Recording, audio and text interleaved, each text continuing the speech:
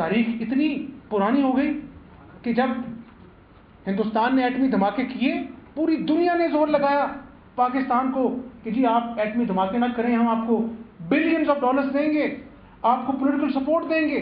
لیکن آپ پلیز ایٹمی دھماکے نہ کریں۔ اس وقت ایک پرائم منسٹر تھا، اس نے کہا کہ چلیں مجھے میری چھٹی ہو جائے، پاکستان کو بلینز آف ڈالرز نہ ملیں، لیکن جب پاکستان کے دفاع کا معاملہ آئے گا تو اگر ہندوستان 5 دھماکے کرے گا تو پاکستان 6 دھماکے کر کے اس کا جواب دے گا۔ مجھے آپ بتائیں آج وہ پرائم منسٹر نہیں ہے وہ شخص جس کا نام نواز شریف ہے، لیکن آج پاکستان ایٹمی قوت بن چکا ہے۔ جب کوئی میلی آنکھ سے پاکستان کی طرف دیکھتا ہے سازش کرنے، اس کو پتا ہے کہ پاکستان ایٹمی قوت ہے۔ تو میں آپ کو صرف یہ کہنا چاہتا ہوں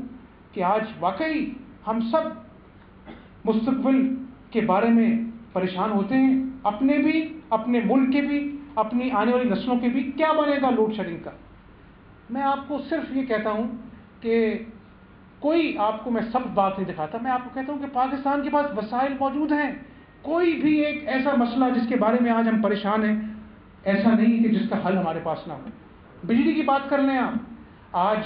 اتنا پاکستان کے پاس کول ریزروز ہیں کہ 500 سال تک اگر آج 28,000 میگا واٹ ٹوٹل ہماری اپنا جو ہے وہ ڈیمانڈ ہے، 1 lakh mega what daily basis پہ اگر ہم بجلی پیدا کریں کول سے سستی، تو یہ 500 سال تک آپ کی کول ریزروز جو ہیں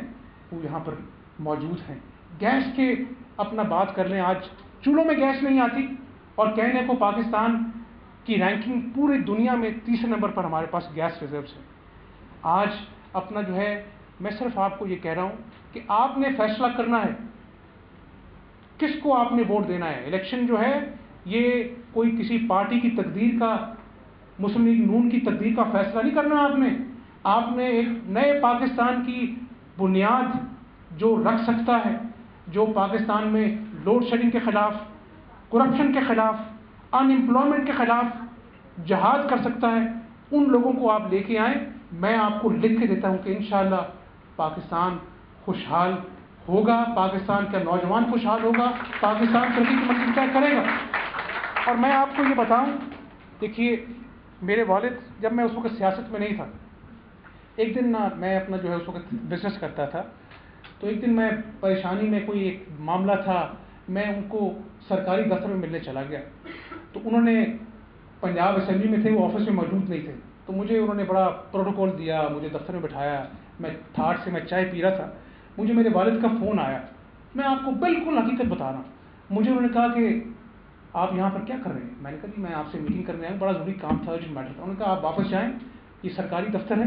یہاں پر آپ نہیں آ سکتے، آپ گھر جائیں، گھر پہ میں آپ سے بات کروں گا۔ یہ میں آج سے آپ 20 سال پہلے کی بات کر رہا ہوں، اور میں آپ کو یہ بتاتا چلوں کہ یہ کہتے ہیں نا کہ سیاستدان منہ میں سونے کا چمچہ لے کے پیدا ہوتے ہیں۔ میں اس وقت گورنمنٹ کالج کا اسٹوڈنٹ تھا، BA کا فرسٹ ایئر کا، 6 مہینے میں نے جیل کاٹی، اور 6 مہینے بعد مجھے جج صاحب نے کہا کہ یہ اس پہ کیس نہیں بنتا تھا، یہ عمر کم تھی اس کی، ہی واز اے مائنر۔ اس کے بعد 8 سال جب میرے خاندان کو جلا وطن کر دیا گیا، میں یہاں پہ تھا، مجھے نہ لاہور سے باہر جانے کی اجازت تھی، اور یہ بھی منظر دیکھے میں نے کہ میرے والد کینسر کی موذی مرض میں مبتلا ہوئے، انہوں نے کہا کہ آپ باہر ملک سے نہیں جا سکتے۔ میری 2 بہنوں کی شادیاں ہوئیں، والد کی زندگی میں مجھے والد بننا پڑا، وہ اپنی بیٹیوں کی شادی میں نہیں شامل ہو سکے۔ میرے دادا کی میت آئی، میرے علاوہ خاندان کا کوئی دوسرا فرد ان کا جنازہ اٹھانے کے لیے کاندھا موجود نہیں تھا۔ یہ بڑی تلخ باتیں ہیں، لیکن میں آپ کو بتا اس لیے رہا ہوں، آپ 4.5 سال ہو گئے میں مسلم لیگ نون کے پلیٹ فارم سے MNA ہوں، 4.5 سال یہ، 8 سال جلا وطنی کے۔ آج میں اپنے والد کا شکر ادا کرتا ہوں کہ انہوں نے بتایا کہ بیٹا کرپشن کی جو پیسہ ہے اس کو ٹھوکر مارنا، عزت کے لیے سوکھی دال روٹی کھا لینا، لیکن کرپشن نہیں کرنی۔ آج الحمدللہ 8 سال مشرف نے وگرس انویسٹیگیشن کی، 4.5 سال ہو گئے، میں وزیر اعلیٰ کا بیٹا ہوں، لیکن میں بڑی عاجزی سے آپ کے سامنے کہتا ہوں کہ آج الحمدللہ میرے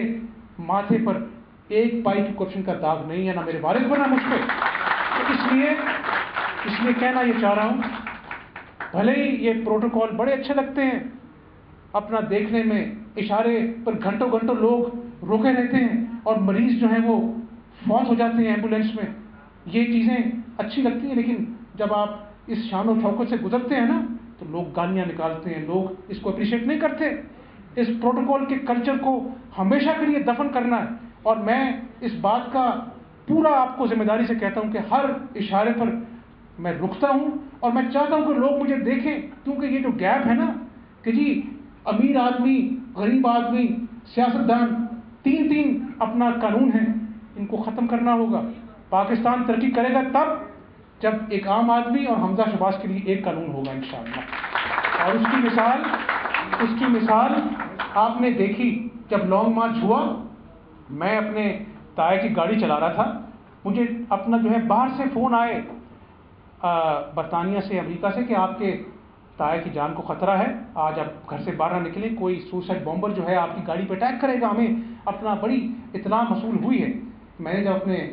लीडर को ये कहा, उन्होंने कहा कि हमने कौम से वादा किया था इलेक्शन से पहले, उस वक्त पता नहीं था कि गवर्नमेंट आएगी कि नहीं आएगी, हमने कौम से वादा पूरा करना है, जान को ख़तरा है तो है, लेकिन अगर आज हम ना निकले तो ये कौम फिर किसी के वादे पर यकीन नहीं करेगी, हमें आज वादा पूरा करना है। आपने देखा कि हम चंद सौ लोगों के साथ निकले, लाखों लोग शादरे पुल तक जाते हुए और रातों रात जो है वो जज बहाल हो गए। तो मैं कहता हूँ कि जब नेक नीति से कौम की खातिर कौमी एजेंडा लेके आप बाहर निकलते हैं तो फिर अल्लाह ताला भी और कौम भी आपका साथ देती है। और मैं आपसे यहाँ पे ये नहीं कहता कि हमने दूध की नहरें बहा दी,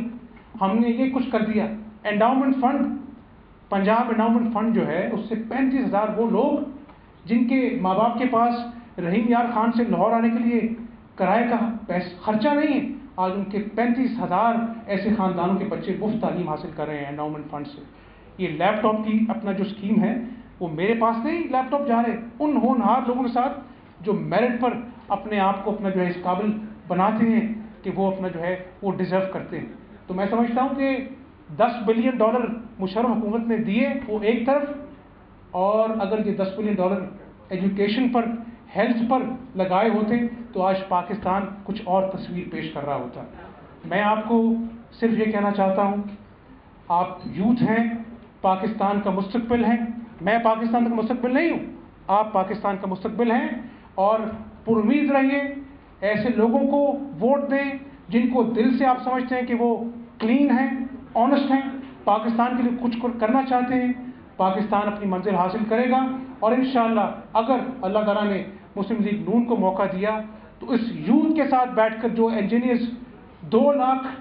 टेक्निकल ट्रेंड इंस्टीट्यूट से 2 लाख अपना ऐसे लोग ग्रेजुएट्स पाकिस्तान पैदा करता है जो बाहर चले जाते हैं, जब उनको यहाँ पर ठोकरें मिलती हैं, जॉब नहीं मिलती, डिग्रियाँ लेकर वो जाते हैं दफ्तरों में, उनकी जूतियाँ खिंच जाती हैं लेकिन उनको जॉब नहीं मिलती। ऐसे लोगों को बाहर से वापस लेके आएंगे, उनको जॉब सिक्योरिटी देंगे, उनको पाकिस्तान इंटरनेशनल एयरलाइंस में, पाकिस्तान रेलवेज में, ऑयल एंड गैस में बिठाएंगे और उनको कहेंगे कि आप लोग अहल हैं, आप पाकिस्तानी हैं, आप आगे बढ़ें, कोई माई का लाल आपको सवारी से इधर उधर नहीं कर सकता। आप पाकिस्तान का कौमी एजेंडा बनाएं कि हमने लोड शेडिंग का खात्मा करना है, हमने पीआई को टर्न अराउंड करना है, हमने रेलवे को प्रॉफिटेबल करना है, और इंशाल्लाह आप देखेंगे कि पाकिस्तान अपनी मंजिल हासिल करेगा।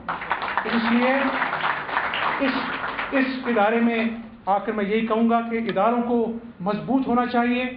पर्सनैलिटी को मजबूत नहीं होना चाहिए। और मेरा यही एजेंडा है, मेरा एजेंडा इक़्तिदार नहीं है, कुर्सी नहीं है, प्रोटोकॉल नहीं है। मैं समझता हूँ कि मुझे सब कुछ मिल जाएगा जब कायद आज़म का पाकिस्तान जो है दोबारा से दहशतगर्द मुल्क नहीं कहलाएगा, एक प्रोग्रेसिव पाकिस्तान कहलाएगा।